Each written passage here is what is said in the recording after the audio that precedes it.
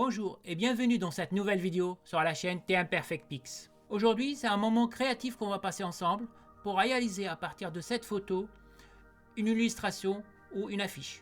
Bref, nous allons voir en détail toutes les étapes pour faire cette réalisation. C'est un bon exercice pour travailler sur les calques et les masques de calque. Pour plus de détails, j'ai fait une vidéo dont le lien apparaît en haut à droite. N'hésitez pas à poser vos questions et laisser vos commentaires en bas de cette vidéo. Et n'hésitez pas non plus à partager autour de vous. Donc, sans plus attendre, on passe à la création. Nous voici dans Photoshop. Et voilà la photo à partir de laquelle on va créer notre affiche. Donc, ici, très important avant de commencer, donc vous avez votre photo. Ici, il faudrait désactiver l'arrière-plan. Si vous avez un cadenas à ce niveau-là, ici, il faut juste cliquer dessus selon les versions que vous avez de Photoshop. Soit vous faites un seul clic, soit vous faites double clic. D'accord ? Et donc le cadenas disparaît et on se retrouve avec un calque qui s'appelle calque 0 ou layer 0 si vous êtes en anglais. Donc on va commencer. Donc la première action qu'on va réaliser, donc on va dupliquer notre masque. D'accord ? On va avoir trois photos, on va avoir trois exemplaires de cette photo. Donc déjà on en a un ici. Donc on va le dupliquer deux fois. Et pour dupliquer un calque dans Photoshop, très simple, on sélectionne le calque en question et on fait sur le clavier CTRL-J. Donc CTRL-J une fois, on a une copie. On fait CTRL-J deuxième fois, on a notre deuxième copie. Donc on a trois copies en tout de cette photo. Et maintenant on va les renommer. Ça va être beaucoup plus simple après pour travailler et retrouver les calques qu'on cherche. La première ici, donc on voit bien, en fait, ça va être notre réalisation, elle va être faite de trois étapes, de trois couches. Donc on va avoir la première couche tout en bas, donc ici on va l'appeler tout simplement image du dessous. Tout bête hein, en fait, c'est juste... Ici, ça va nous servir à nos deux petites photos qui vont être prises en sandwich entre les deux calques. Donc ici on va l'appeler tout simplement donc photo. En fait, pour renommer juste un calque, vous cliquez sur le nom. Ici, d'accord ? Là, calque 0, je double-clique et je peux renommer. Et ici, on va l'appeler image, tout bêtement, image du dessus. Donc voilà. Donc voilà, on a renommé déjà nos trois calques. Donc là, pour travailler, pour l'instant, on va travailler sur juste l'image du dessus. Donc les autres, pour l'instant, on les désactive. Donc juste on clique sur la petite œil là ici pour les désactiver.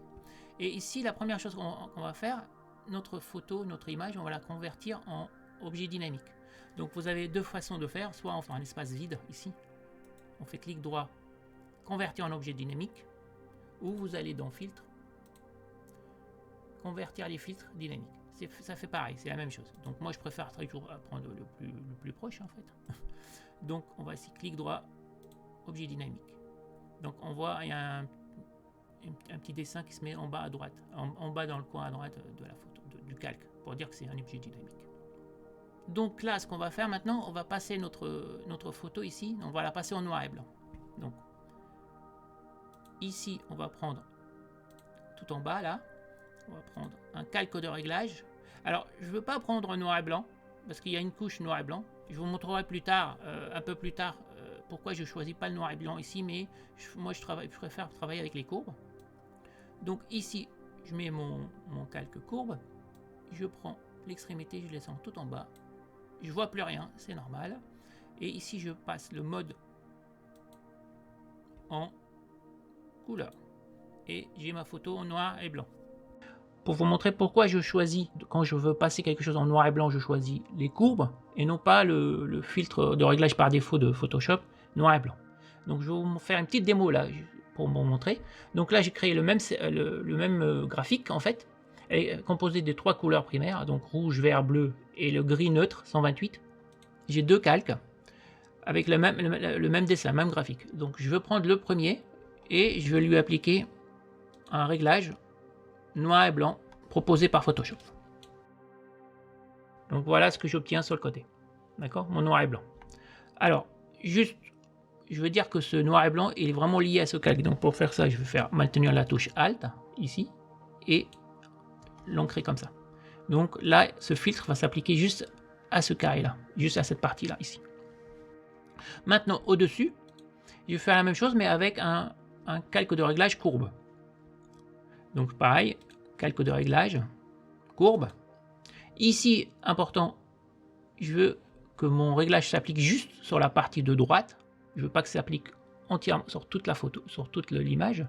Juste la partie droite, juste pour voir la différence. Donc ici, soit je clique sur ce petit symbole là, soit je fais maintenir la touche Alt et je clique à l'intersection des deux calques. Voilà, et ça revient à la même. Donc, okay. Maintenant, ce que je vais faire ici, ça appliquera que la partie droite. Donc vous allez voir la différence. Donc là, voilà, là vous voyez que ça s'applique juste sur une partie. Donc je descends comme tout à l'heure et je passe en mode de fusion couleur. Et là, je pense que vous avez vu la différence tout seul. Je n'ai pas besoin beaucoup d'expliquer. Donc ici, à gauche, j'ai appliqué le filtre noir et blanc proposé par Photoshop. À droite, j'ai appliqué courbe avec mon calque de réglage courbe et effet de fusion, mode de fusion couleur. Et là, on voit bien qu'à gauche, il y a des couleurs qui se sont mélangées. On les distingue plus. Parce qu'elles sont tellement proches. Voir, c'est les mêmes, vous voyez, si je zoome. Donc, on a perdu des couleurs. En fait, on a perdu de la profondeur dans la photo. Ici, à droite, ce côté-là où j'ai appliqué mon filtre calque de réglage courbe, on voit bien, on distingue encore les trois bandes, même les quatre. D'accord? Donc, on a plus de détails dans la photo quand on utilise la courbe, les calques de réglage courbe. Voilà la différence. Donc, je crois que c'est assez visible à l'écran. Et donc, voilà pourquoi j'utilise le calque de réglage courbe au lieu d'utiliser le noir et blanc de Photoshop. Donc, et on revient à notre illustration. Alors, maintenant, on va prendre nos deux calques. Donc, notre image du dessus. On va faire CTRL. On va sélectionner le deuxième. Donc, j'ai sélectionné mes deux calques. Et on va les mettre dans un groupe pour avoir un travail plus facile. Donc, pour mettre plusieurs calques dans un groupe, on les sélectionne. Et le raccourci clavier, tout bêtement, CTRL G pour dire groupe. Donc CTRL aux commandes sur un Mac, c'est commande. Donc CTRL G, on se retrouvait, mes deux calques seront retrouvés dans ce groupe. On va renommer tout de suite, pareil que pour un calque, on double-clique sur le nom et on va l'appeler dessus. Tout simplement, tout bêtement. On va le redévelopper, donc la petite flèche. Donc, juste quelque chose avant de continuer, il faut s'assurer qu'on est avec les couleurs par défaut de Photoshop. Si ce n'est pas le cas, on appuie sur la touche D du clavier, donc D. Donc là, si je prends juste, je vous montre rapidement, je prends rouge, et si j'appuie sur D, voilà, je passe en noir, d'accord? Et si vous êtes inversé, blanche, vous faites le X, juste pour inverser les couleurs. Donc, noir et l'arrière-plan blanc. Juste un petit détail pour qu'on puisse continuer après. Donc, on va passer à la suite. Maintenant, on va ajouter un peu plus d'effet sur cette photo. Donc, on va sélectionner notre calque de courbe ici. Et on va aller chercher, ajouter un deuxième calque de réglage. Cette fois-ci, on va ajouter un dégradé. D'accord? On va prendre, ici au niveau du dégradé, moi ce qui m'intéresse ici, on va prendre quelque chose de basique. Donc, du noir vers du blanc. Pour l'instant, on le voit, il est en linéaire sur le côté. Par contre, ici, moi, je vais l'utiliser en radial. D'accord? Et là, je voudrais inverser. Donc, en fait, moi, je voudrais partir du blanc au centre vers le noir. Donc, tout simplement, on peut, si vous êtes dans ce cas-là, vous cliquez sur inverser. D'accord? Voilà, je retrouve blanc vers l'extrémité noire. Et je fais OK. D'accord? Pour l'instant, je vois rien. Donc, il faut que je change le mode de fusion. Et là, je vais prendre en lumière tamisée. Et là, on voit bien la différence au niveau de l'œil. D'accord? Avant, après. On va ajouter un deuxième calque de réglage maintenant. On va toujours ajouter un dégradé. Cette fois-ci, je vais toujours prendre un autre, le même. Donc, du noir vers le blanc. Ici, je veux mettre un 180 degrés. Voilà. Donc là, ça m'intéresse. Ce que je veux, en fait, du noir vers le blanc. Donc là, je n'inverse pas. D'accord? Et je fais OK. Et toujours pareil, je vais changer le mode de fusion, je vais passer en lumière tamisée. Et donc, on voit bien la différence. Okay, j'ai éclairé le visage et j'ai un peu assombri sur le côté ici. Maintenant qu'on a notre photo en noir et blanc, ce que je veux, donc on réduit le groupe. Voilà, vous voyez, là j'ai mon groupe. Et maintenant, en fait, moi ce qui m'intéresse de cette photo, que la moitié. Donc je vais créer un masque un masque au niveau du groupe ici pour cacher une partie de cette photo. Donc pour faire ça, tout simplement, je sélectionne mon masque ici. En fait, le groupe qui contient tous mes calques. Je prends l'outil ici de sélection carré. Je sélectionne la partie qui m'intéresse. Voilà, par exemple, moi je vais arrêter au niveau de là à peu près. On peut faire ce qu'on veut, hein. Donc là, dans cet exercice, on va s'arrêter là. Voilà, ici comme ça. Après, si vous voulez, vous pouvez, avec le lasso, dessiner des formes libres. C'est fait pareil, vous pouvez faire une sélection libre. Donc là, on va juste faire dans l'exercice, on va sélectionner cette partie. Donc c'est cette partie qui m'intéresse, l'autre, je voudrais la masquer. Donc, je fais ma sélection. Je suis au niveau de mon calque ici. En fait, c'est le groupe, mais c'est un calque quand même. Et là, je vais tout en bas, là, sur masque. Regardez, voilà. J'ai masqué une partie de l'image, j'ai gardé qu'une seule. D'accord? Donc là, on l'a fait surtout, au lieu de le faire ici, sur chaque chose, donc je peux le faire sur le groupe. Donc maintenant, on va ajouter quelques effets de profondeur, pour donner un peu de profondeur ici, pour donner l'impression que notre image elle a une ombre. Ici, au niveau du masque, on va faire clic droit, option de fusion. Alors vous pouvez faire ça, option de fusion, ou tout simplement sur un endroit libre, vide du calque, on fait double clic. Voilà, et on obtient le même menu. C'est deux chemins pour avoir la même chose. Soit en clic droit, option de fusion, soit en double clic sur une zone libre. Et là, donc ici, on va ajouter des ombres. On va ajouter une ombre portée. Donc là, on va cocher ombre portée. L'angle, ici, je vais mettre 0. Donc je m'assure que je suis bien en noir. Donc que des zéros, noir. Et ici, je vais mettre 65. C'est libre, hein, donc 60. Donc là, je ne m'intéresse pas. Et ici, je vais faire mettre quelque chose comme ça. Donc voilà, je vois bien mon ombre ici. D'accord. Ici, on va ajouter une deuxième ombre. D'accord. Donc là, j'ai une. Pour ajouter une deuxième ombre, il suffit juste de cliquer sur le plus ici, sur le signe plus. Voilà. Et ça m'a ajouté une deuxième. D'accord. Donc, je vais sur la deuxième.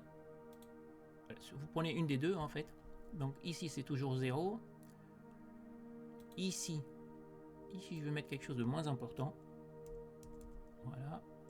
Ici, par contre, je vais ajouter quelque chose comme ça pour assombrir. Voilà. Vous voyez, ici, ça donnait un peu plus sombre et plus dense, en fait. D'accord? Ça fait deux couches différentes. Donc, une fois qu'on a ajouté nos deux ombres portées, on fait OK.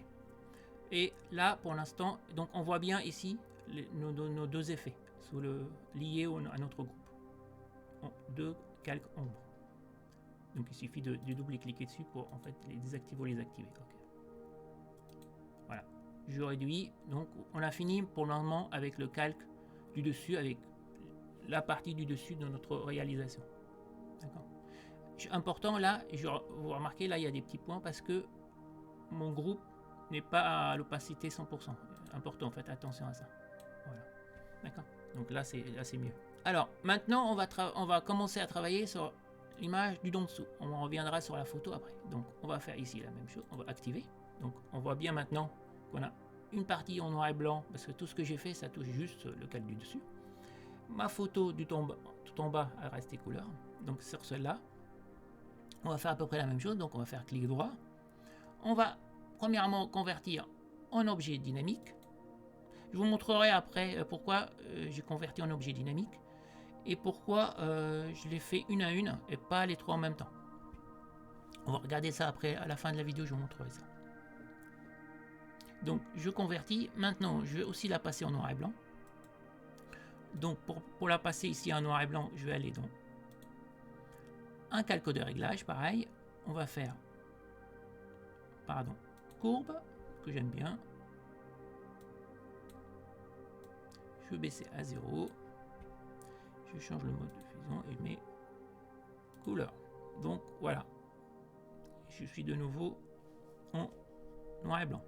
Je fais comme tout à l'heure. Je sélectionne mon premier calque. Je sélectionne CTRL. J'appuie sur CTRL ou Shift. Alors, CTRL ou Shift. Hein. CTRL si vous voulez prendre un par un. Shift si vous prenez le premier et le dernier. Vous faites Shift. Il va prendre tout ce qui est entre les deux calques. Donc là, je fais CTRL. Je prends mon deuxième. CTRL G au clavier. Et je me retrouve avec mon groupe qui s'appelle groupe 1 maintenant. Donc, que je veux renommer. Donc, je double-clique sur groupe 1. et je tape dessous, tout bêtement. Donc je vais redévelopper mon groupe du dessous. Donc ici, ce que je veux faire aussi, je vais faire pareil que pour le calque du dessus. On va ajouter aussi un calque de réglage dégradé. Pareil, on va répéter à peu près la même chose au début. Donc du noir vers le blanc en radial, et moi je veux l'inverse, donc d'accord, je vais du blanc et l'extrémité noire et je fais OK. Je change le mode de fusion, on va passer en tamisé. D'accord. Pour l'instant, en fait, je viens de répéter la même chose ce qu'on vient de faire au-dessus.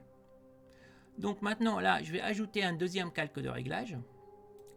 Donc toujours dégradé. Cette fois-ci, je reprends dans les basiques. Alors, si la présentation est différente chez vous, c'est peut-être normal. Tout dépend de la version de Photoshop que vous avez. Dans une, je ne me rappelle plus à partir de quelle version ils ont commencé à regrouper comme ça. Au début, tout était sur une seule page. Donc, okay, comme ça. Là, c'est un linéaire. Là, par contre, je voudrais un 180, comme tout à l'heure. Alors, ici, en fait, je voudrais inverser, parce que moi, je voudrais du noir ici.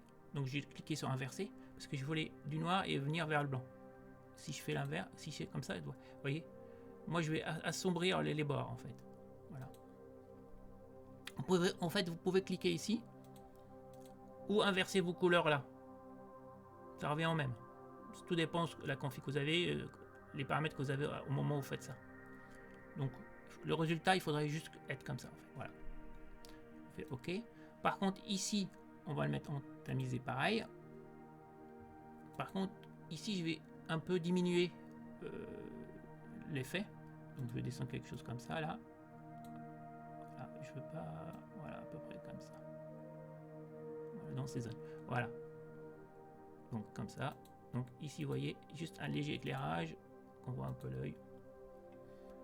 Alors, ici, sur le calque du dessous, on va ajouter un effet supplémentaire qu'on n'a pas fait au-dessus. Donc, on va ajouter un peu de bruit, ici. Et pour faire ça, en fait, on va resélectionner notre image du dessous. Là. On va cliquer dessus pour la sélectionner. On va aller dans Filtre. Bruit. Ajouter du bruit. Donc là, on voit en couleur, c'est normal, hein, parce que je travaille directement sur la photo d'origine et pas sur les effets. Et ici, on va mettre en Gaussian. Voilà, et on va prendre monochromique. D'accord. Donc là, je vais juste... Voilà, si on va trop, c'est pas bon. Vous voyez ce que ça donne. Donc moi, je vais aller vers à peu près autour de 15, comme ça, quelque chose dans ces zones-là. Voilà, juste léger. Je voudrais quelque chose comme ça. Donc ça donne un effet de papier... granuleux, ou une ancienne photo, voilà, quelque chose dans ces zones. Voilà. C'est relatif, après tout dépend de votre photo et de votre inspiration, donc je donne juste comme point de départ, d'accord. Alors on va arrondir à 15, on peut taper si vous avez les infos exactes. Donc voilà, j'ai un effet granuleux, d'accord. Donc maintenant qu'on a fini en fait avec le calque du dessous, donc on va réduire. Voilà, donc j'ai mon calque du dessus. Et maintenant, on va passer au dernier calque. Je active. Donc là, on va faire pareil que pour les deux autres. On va convertir en objet dynamique. Pareil, clic droit. Donc, clic droit dans un endroit simple. Convertir en objet dynamique. D'accord. Donc maintenant, on va réduire la photo. On ne va pas laisser cette taille réelle. Donc pour faire ça, on sélectionne notre calque ici. Et on fait CTRL-T au clavier. Et là, je vais réduire en maintenant le centre. Donc pour faire ça, on maintient la touche Alt. Alt, option appuyée. On fait réduction. Et on prend un des coins et on pousse. Et on redimensionne notre photo. Donc ici, à peu près, je connais à peu près la dimension que je veux. Donc je peux le changer directement ici. Tout en haut. Vous voyez bien là-haut. Donc ici, je veux mettre 60. Et je fais Entrée. D'accord. Et j'ai la taille de ma photo. Je fais Entrée de nouveau. On va ajouter un cadre, on double-clique sur une zone libre. On va ajouter un contour, ça s'appelle contour dans la liste, donc ici. Donc je sélectionne contour, je clique dessus. Si vous en avez plusieurs, c'est parce que moi j'ai ajouté plusieurs sur une autre illustration. Mais normalement par défaut vous en avez qu'un à chaque fois et il suffit d'appuyer sur le plus. Donc je sélectionne mon contour ici, mon épaisseur, je voudrais mettre quelque chose comme ça, à peu près 10 pixels. Moi, je voudrais côté intérieur. Et voir, ça va changer un petit peu. D'accord. Là, j'ai ajouté mon contour. Maintenant, je vais ajouter une ombre. Donc, je reste dans la même fenêtre, hein, donc je la ferme pas. Hein. Donc, j'ai ajouté mon premier effet. Donc là, je vais ajouter une ombre portée. Donc là, en bas, je sélectionne, je clique. Alors, si on clique juste, il faut cliquer aussi dessus pour sélectionner. Voilà, sinon on ne voit pas les options. Je clique, donc je sélectionne et je clique sur le nom pour l'activer. Donc voilà. Donc en noir. Ici, l'angle, on va laisser à 0, comme les autres, donc on aura la même direction. Ici, au niveau de la distance, je vais mettre quelque chose comme ça, donc je vais mettre quelque chose de plus important. Ici, on va réduire un petit peu. Et là, je vais remettre à peu près pareil comme ça. Donc, on voit bien l'effet ici. C'est pas très lisible. Je ne sais pas si on le voit bien dans la vidéo. Mais regardez, si je désactive, derrière la photo, je réactive, on voit bien une ombre projetée. On va la voir un peu plus qu'on va voir la deuxième photo derrière. D'accord. Maintenant que j'ai ajouté mon ombre et mon contour, je peux faire OK. Donc maintenant que j'ai fait mes effets sur cette photo, j'ai besoin d'un deuxième exemplaire. Donc je sélectionne mon calque, je fais CTRL-J pour justement dupliquer. Et comme je viens d'ajouter plein d'effets, je les ai aussi dupliqués en même temps. Donc ça économise du travail. Donc ici la copie, je vais la renommer, le calque copie. Je double-clique sur le nom, je l'appelle tout simplement photo 2. Voilà, je clique à côté. Je vais ajouter juste une question de lisibilité, mais ça n'a aucun effet sur le traitement. Je vais prendre juste mon photo 2, je vais le mettre en dessous. Voilà. Comme ça, je sais que photo 1 est au-dessus. Voilà, tout à fait. Et ici, ça correspondra à ce que j'ai à l'écran. Donc, j'ai ma photo dessus là. Donc, je la sélectionne. Je sélectionne mon calque photo, le premier, ce que je vois là. Bien faire attention qu'on a bien sélectionné l'outil ici du déplacement. Voilà, là. Et là, je clique juste sur mon calque au milieu et je le déplace. Alors, quand vous êtes comme ça, vous pouvez le faire au clavier. Alors, je ne sais pas si on peut le faire en Mac. Je sais qu'en PC, sur PC, on peut le faire. Donc là, si vous voulez aller doucement et avec précision, vous pouvez le faire au clavier avec les touches directionnelles du clavier. Sinon, vous pouvez le faire ici à la souris. Donc, vous cliquez, vous maintenez la touche appuyée, la touche de la souris en fait. Appuyez et vous bougez. Donc, je vais positionner quelque chose comme ça. Voilà, à peu près comme ça. On va prendre la photo 2, donc le calque 2 en dessous, là. Je clique dessus. On va le positionner aussi, donc on va le descendre. Toujours, soit on le fait à la souris, soit vous le faites au clavier. Voilà. Là, je le fais au clavier. Et sinon, à la souris, vous êtes libre au niveau des déplacements. Voilà. On peut faire comme ça, juste quelque chose. Je reviens sur mon calque 1. Là, c'est juste de la précision. Là, c'est à vous c'est votre côté créatif qui joue ici. Donc, comment vous voulez positionner vos photos. Donc, ici, j'ai positionné. Je vais revenir dessus après. Par contre, je voudrais un peu faire une rotation. Je ne voudrais pas les laisser droites comme ça. Donc, tout simplement, comme tout à l'heure, je sélectionne mon calque. Je fais CTRL-T pour transformation. Et ici, si je me positionne à un des coins, vous voyez, il y a les flèches. Donc, on peut faire une rotation libre. Par contre, moi, ici, je sais à peu près la rotation que je veux faire. Donc, pareil, comme tout à l'heure, on va ici, angle, tout en haut là. Et là, je dis, moi, je vais faire une rotation juste de 10 degrés. Voilà. Et ça va aller plus vite. Sinon, vous pouvez faire libre. Okay. On va faire la même chose pour l'autre. Donc, je vais sélectionner l'autre. Calque 2, photo 2. Je sélectionne. Je viens ici. Je fais CTRL-T pour activer la transformation. Donc, CTRL-T, CTRL ou commande T. J'active la transformation. Vous voyez là, j'ai les doubles faits. Je peux le faire librement. D'accord. Et donc là, je sais à peu près aussi ce que je veux faire. Vous voyez, comme je l'ai fait dans l'autre sens, c'est du négatif. Moins 10. Donc, comme ça, j'aurai les deux angles. Voilà. Donc, voilà, j'ai mes deux photos. Et maintenant, on va juste les positionner pour avoir quelque chose de sympa. On va faire quelque chose comme ça. Voilà. On sélectionne la photo 2. On repositionne. Voilà, comme ça.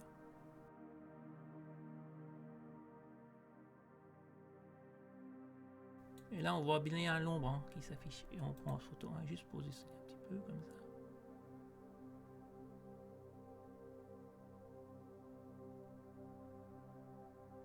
Voilà, ça peut être bien comme ça. Donc voilà. Donc maintenant qu'on a positionné, on va faire pareil que tout à l'heure. On va sélectionner nos deux photos. Donc calque 1, photo. Photo 2. On va faire CTRL G pour les mettre dans un groupe. Je vais renommer mon groupe. Double-clic sur le nom. Je vais l'appeler photo au pluriel. Donc, et voilà, j'ai mes trois calques. Mes trois groupes de calques. Donc j'ai le dessus. D'accord. Donc là, on voit bien nos photos. Mes photos. Et la base en bas, le dessous, d'accord, avec qui a un effet un peu granuleux. Donc voilà. Ici, donc, on va ajouter un peu de texte, d'accord. Vous pouvez laisser comme ça, vous pouvez ajouter ce que vous voulez, hein. Vous pouvez ajouter pas mal de texte ou juste un titre ici. Donc on va ajouter du texte ici. Donc là, je vais sélectionner juste mon premier groupe de calques tout en haut là, le dessus. Donc je sélectionne. Et là, je vais prendre mon outil texte ici. Et je vais cliquer. Et je vais taper quelque chose.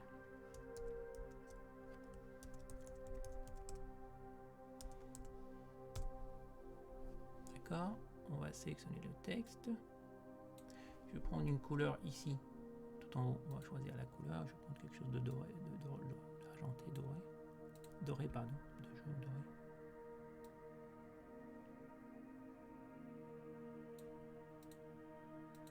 Quelque chose comme ça. Voilà, c'est juste pour personnaliser un petit peu. Ici, on va sélectionner sur l'outil. On va déplacer. On va mettre à peu près par là. Alors, je vous montre comment le centrer ici si vous arrivez, si vous avez pas ces guides. Avant tout, je vais changer la police. Donc ici, je double-clique sur T, sur le texte en fait, quelques textes. Donc ça m'a sélectionné et je vais choisir une autre police. Choisir une autre police. Moi, il y en a une que j'aime bien. Tout en haut. Alors, je pense que c'est là. Je crois que j'aime bien ce script. Alors, on va ajouter un petit peu plus grand. Je crois que c'est. Je l'ai pas de c'est un truc comme ça, c'est 150, je crois. Voilà, quelque chose comme ça. Voilà. Donc ici, si vous voulez centrer votre texte dans cette zone, tout simplement, vous gardez votre texte sélectionné ici, vous prenez l'outil de sélection, là, vous sélectionnez la zone, en fait. Là, la hauteur, ça ne m'intéresse pas, en fait, c'est juste, ce qui est important, c'est la largeur. Donc vous sélectionnez la bonne largeur, donc moi, c'est cette largeur-là qui m'intéresse. Et là, vous allez dans calque, alignement des calques, et là, vous dites centrer. Centrer, voilà. Voilà, ça a bougé un petit peu, d'accord.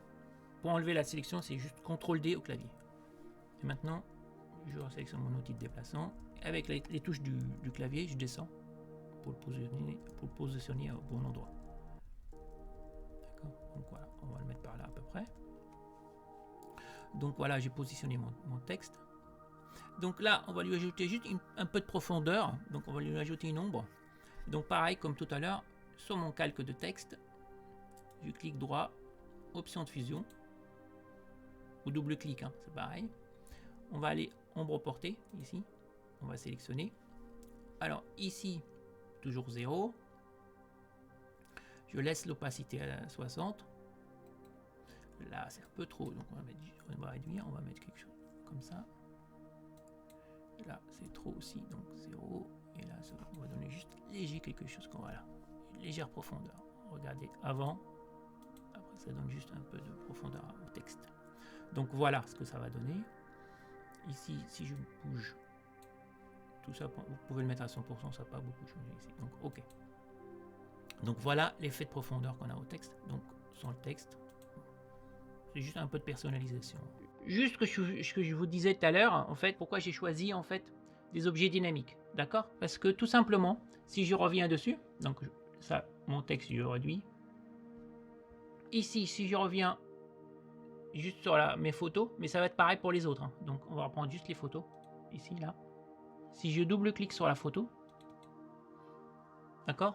Ça me l'ouvre dans un autre onglet, parce que c'est vraiment un container en fait, un objet dynamique et un container.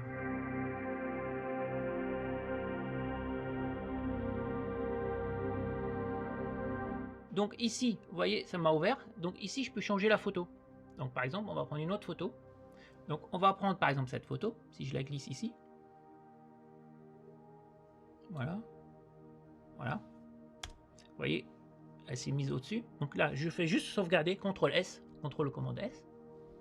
Vous voyez, il sauvegarde. Et là, si je retourne ma réalisation, on voit bien ici que la photo s'est mise derrière. Bon, elle n'est pas bien centrée. Là, c'est juste pour l'exemple. Il suffit de recentrer tout ça. Mais on voit bien qu'il m'a bien remplacé ma photo. Et ici, vu que ce qu'on avait fait tout au début, on a copié-collé la photo après de l'avoir convertie, en objet dynamique, donc il a pris, pour lui c'est le même objet, donc c'est pour ça il m'a remplacé les deux. Alors que si je fais la même chose pour la photo du dessus, qu'on a faite après, c'est-à-dire elles sont indépendantes, la photo du dessus et la photo du dessous sont indépendantes. Donc là, si je développe, je fais la même chose sur celle-là, je double-clique, donc j'ai ma photo d'origine, c'est normal, et là je vais la changer. Donc si je prends cette photo par exemple, voilà, si je fais ça, l'autre elle est toujours là, hein, c'est des calques. Hein. Là je sauvegarde, CTRL S. Vous voyez, c'est juste des containers en fait. Et donc si je reviens à ma photo précédente, vous voyez bien qu'il m'a changé juste la photo du dessus, voyez, alors que la photo du dessous c'est toujours la même. Donc si je désactive, là, vous voyez, c'est toujours ma photo d'origine parce que c'est un conteneur différent. Je l'ai fait après. Je l'ai converti après de l'avoir copié. Voilà la subtilité en fait. Si vous convertissez en objet dynamique et vous copiez l'objet dynamique après, c'est le même objet dynamique. Par contre, si vous copiez votre image et vous convertissez après, chacune à son tour, les images en objet dynamique, ça devient deux objets dynamiques indépendants. Et donc ici, sur mes photos, tout simplement, si je reviens comme c'était avant, il suffit d'aller sur mon objet dynamique, je double-clique, je décoche, voilà, ou je supprime, hein, je peux supprimer tout simplement, je fais CTRL S, je sauvegarde. Voilà, donc là, je n'ai plus besoin, et je reviens, et là, ma photo est revenue ici. Pareil pour la couverture, pour le dessus, je reviens, je double-clique vraiment sur la photo, double-clique, ça m'ouvre mon objet dynamique. Je désactive mon calque ou je le supprime, tout simplement. Je sauvegarde, CTRL S. Et là, je reviens, je retrouve ce que j'avais à l'origine. Voilà ce que je vais vous montrer pour les objets dynamiques, comment ça fonctionne. Avant de se quitter, je voulais vous montrer d'autres possibilités avec une autre photo. Donc je vous montre ces exemples.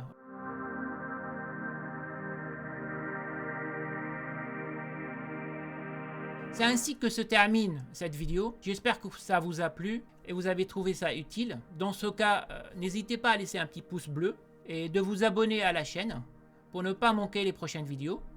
Et en espérant vous retrouver dans la prochaine vidéo, je vous dis à bientôt. Ciao!